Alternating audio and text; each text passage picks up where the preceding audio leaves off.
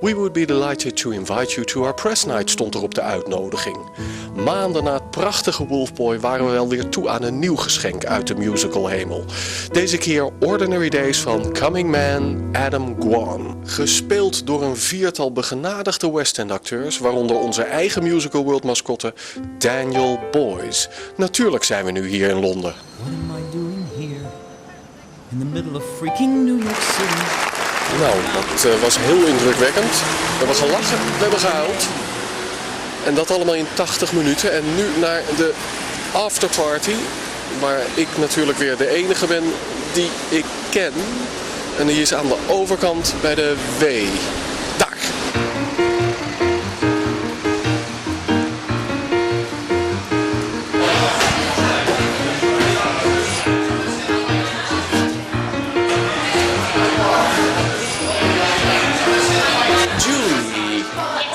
Just right after press night, how do you feel? Relieved, I suppose. A little bit nervous, you know, when you first start something. And press night always makes you a little bit nervous, opening night, so... Because of our piercing eyes? Because of your piercing eyes, yes. Relieved and satisfied to know that it was received quite well, I think. I hope. It's just an audience where you feel judged, you'll feel like, and my stupid mind in my head is always criticising what I'm doing on stage, so I'm relieved it's over, put it that way. It's very intimate, the space that Ordinary Days is in, it's so intimate that the audience are totally on stage with you, so I mean, it's very different to like a show like Wicked. We are quite close. It's really hard to kind of not make eye contact with people and just stay focused. Being in a theatre, it's quite nice to disconnect from the audience, so I don't get as nervous in a bigger theatre, because when you look out, you don't literally see somebody's face there, you know, you just see like a sea of people and it doesn't matter. So I wouldn't call it even intimate. I'm almost sitting on your lap. absolutely. Or you're sitting on mine. Like there. What did you see in our eyes? Enjoyment. You can tell as an actor when you're on stage in a space that small, you can tell when you've got the audience with you on your side, and it takes a good 20 minutes I think for that to happen, but it's a really nice feeling. Yes. And then you want to keep them, hopefully. The size of the space is a challenge but also a joy because you are, as soon as you walk in, the audience are around you, and as soon as we started our tech, we thought this is going to be a nice place to be. And it's a nice place to deliver this sort of material because you don't have to be projecting it to the back of the upper circle. You can be telling it and act it as if the other people are right there. So that's brilliant. What was the biggest challenge of the night for you personally? Of tonight, performing in front of my agent. No, I just wanted to get through it. We're still at the stage, we've only had 3 performances and already it's press night. So I'm still at the stage where I'm thinking about the words and I go off stage thinking, done that one, what's next, you know. I haven't quite relaxed into it yet. So I'm just relieved that I got through it with no mistakes. It's been quite a stressful week really, because you know, just getting the show on anyway and having such a short tech, like the tech day was one day. Yes. So that was stressful, and then I had to do a cabaret on last night. I did a cabaret, so I just spent the whole day being nervous, and you know, and then today you're nervous again because press are in, and so it's a relief. I'm going to have quite a few of these wines. It's one of my favorite places. One of my most favorite places. Adam Gwon. Yes. Ordinary Days. Tell us about your musical play. Yes. It's a 4-character musical, an intimate piece about 4 New Yorkers whose lives sort of unwittingly intersect. It's basically 2 storylines, and the show alternates between both storylines, and then by the end of the show we realize how the 2 storylines have affected one another.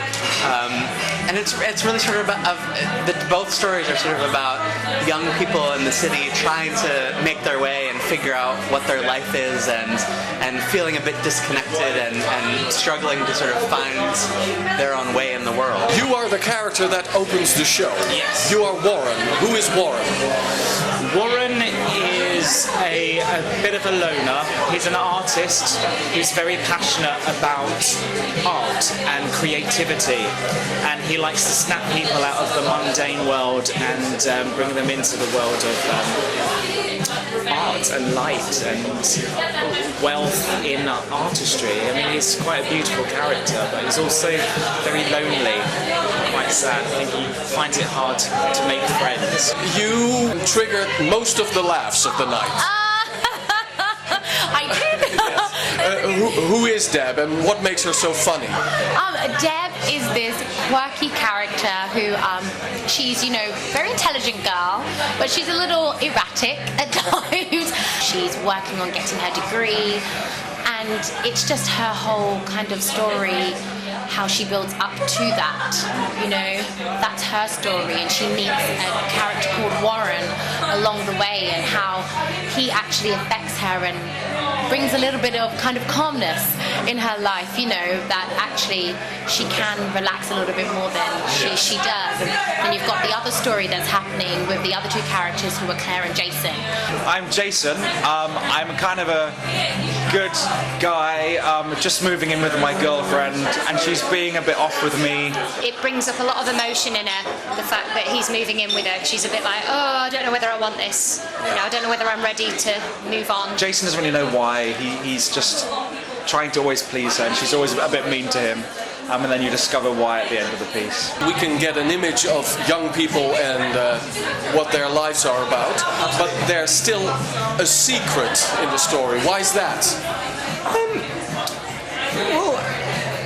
I think it's called Ordinary Days, but it's actually about a specific day. It's about a day where these four people who are slightly immobilized in their lives make decisions, even small decisions, as to how their future's going to pan out. And all of us have baggage, and so do the characters in this. And some of the unfolding of this particular day is the discovery of some of that baggage, but I don't think it's something that ordinary people don't live with, and that people in the audiences wouldn't recognise. It's called Ordinary Days. It's meant to be a slice of a day in New York. It's far from ordinary, though. I think the stories are quite unique. I think it proves that if you're aware of every moment you're living, then the ordinary becomes the extraordinary. Oh, that's deep. Well, that's how I see it. This particular show is a very personal show to me. Like it very much was inspired about my experience as a 20-something trying to make his way in New York City. So a lot of that inspiration found its way into Ordinary Days. I wanna be a person. Why am I always standing still? I wish that I could make the people disappear, except for her. It's an 18-song show with only a slight dialogue. Yeah. And is that hard for an actor? No, it's nice. I think the music's so beautifully written, it's so melodic that it helps tell the story and what the characters are feeling. I prefer song through pieces, actually. I love acting through song. So yeah, for me, I find it easier. I find it easier to express myself through singing. I wanted to sort of create a piece that I really could do solely as a songwriter. So I just sort of struck upon this idea of having these four characters sing the whole way through and sort of tell their stories through these individual song fragments that ultimately, sort of like they sing about in the show, the idea of having a big picture, having all these individual pieces finally by the end come together into a big picture for these characters. The songs are the dialogue. Well, the great thing about Adam Gwon, the composer-lyricist, is he has this incredibly conversational style.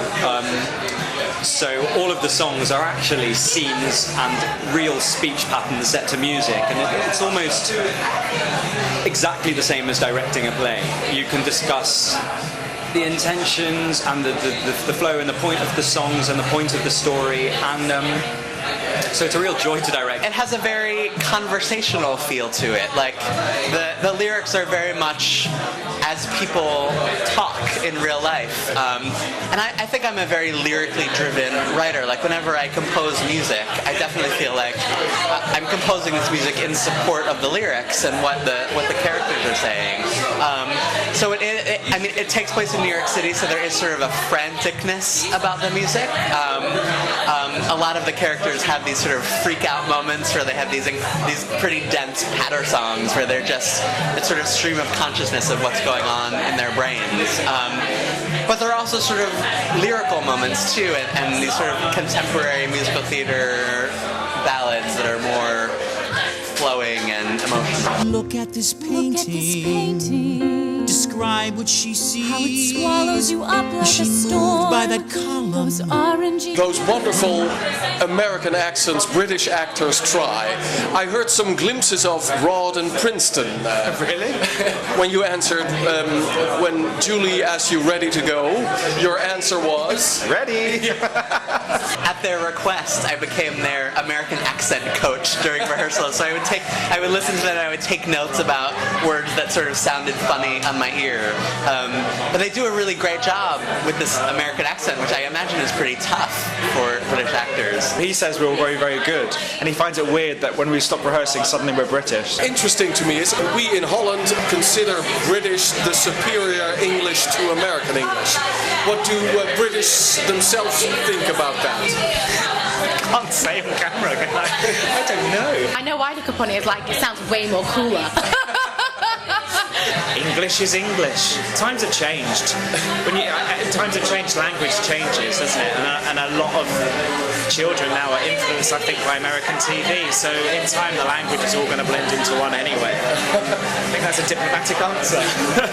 I love the American accent. I think it's quite a sexy accent. Sexy. I do think it's sexy, but it's lazy to speak an American accent. You just have to relax more. It's a lazy way of pronouncing English words, I suppose. And it's all about the R. You've got to. One of the directors of Avenue Q said, "Pretend you're a pirate." It's all R. Okay. Ready? You bet. On your mark. On your mark, get set.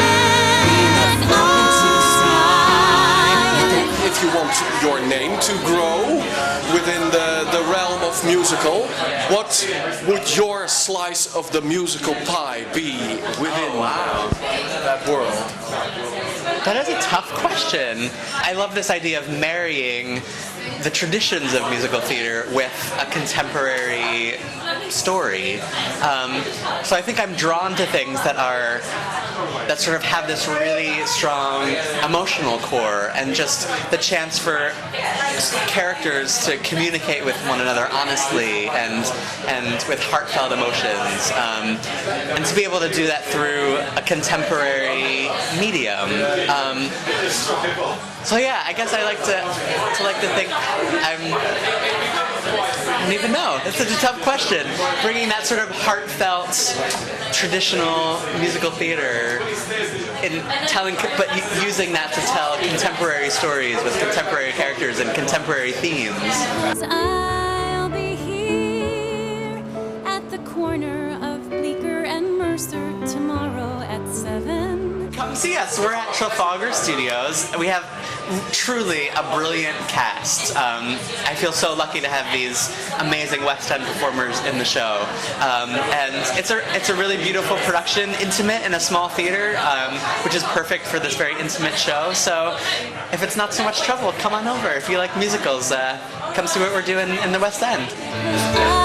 I'll be here, right beside you, as long as you want me to be. There's no question. There is nothing I've wanted so much in my life. This might sound immature, but I'm totally sure you're the one.